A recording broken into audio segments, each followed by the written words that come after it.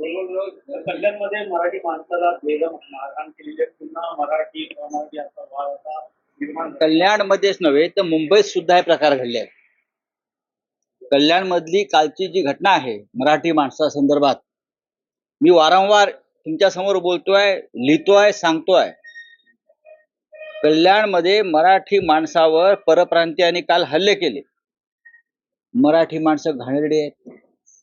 मराठी माणसाला जगण्याचा अधिकार नाही. मराठी माणसाला घाणेरड्या शिव्या घातल्या. मुंबईत सुद्धा मराठी बोलायचं नाही. मराठी माणसाला जागा नाकारण्यात येत आहेत. हे लोढा गुंडेचा वगैरे वगैरे नावं घेईन मी नंतर सगळी. ही हिम्मत या महाराष्ट्रामध्ये हिंदुहृदय सम्राट बाळासाहेब ठाकरे यांनी मराठी माणसासाठी जी शिवसेना निर्माण केली, मराठी माणसाच्या हक्कासाठी, भारतीय जनता पक्षाने, नरेंद्र मोदी, अमित शहा, देवेंद्र फडणवीस यांनी मराठी माणसाची संघटना फोडून महाराष्ट्र आणि मराठी माणूस कमजोर केला. ते यासाठी की इथे मराठी माणसाला दुय्यम दर्जाची वागणूक मिळावी, मराठी माणसाची लढण्याची ताकद नष्ट व्हावी आणि ही मुंबई आणि आजूबाजूचा परिसर हा अडाणी, लोढा, गुंडेचा, बरं का, आणि सगळे इतर मराठी बिल्डर व्यापाऱ्यांच्या घशात घालावा यासाठी नरेंद्र मोदी, अमित शहा, देवेंद्र फडणवीस आणि त्यांचे सगळा गोतावळा, व्यापारी गोतावळा, त्यांनी मराठी माणसाला कमजोर केलाय. आणि कालच्या विधानसभा निवडणुकीच्या निकालानंतर हे मराठी माणसावरचे हल्ले वाढायला लागलेले आहेत. हे लक्षात घेतलं पाहिजे आपण. मराठी माणसाचे खून पडायला लागलेले आहेत. मराठी माणसाला मुंबईतून घालवायचे उद्योग सुरू आहेत.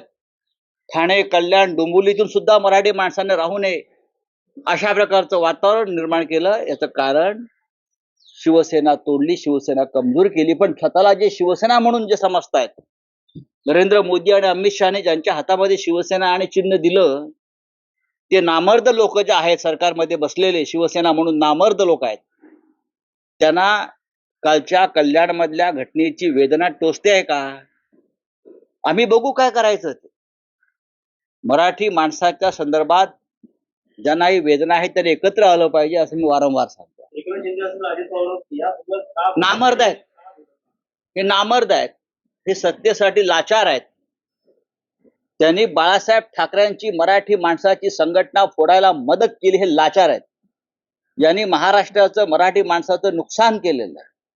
बरं का, मला जेव्हा ईडीनं अटक केली तेव्हा माझं वाक्य आहे, महाराष्ट्र कमजोर होतोय, पेढे वाटा म्हणून.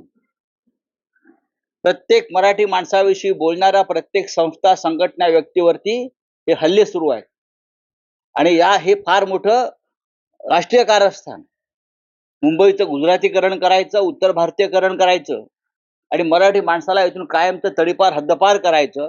कालचा मराठी माणसावरच्या हल्ल्यासंदर्भात महाराष्ट्राच्या मुख्यमंत्र्यांनी माफी मागायला पाहिजे. आपण महाराष्ट्राच्या मराठी माणसाचे प्रतिनिधी आहात ना, तुम्हाला लाज वाटली पाहिजे. उपमुख्यमंत्री आहेत 2, स्वतःला कसले मराठी समजताय तुम्ही? लाज वाटली पाहिजे तुम्हाला.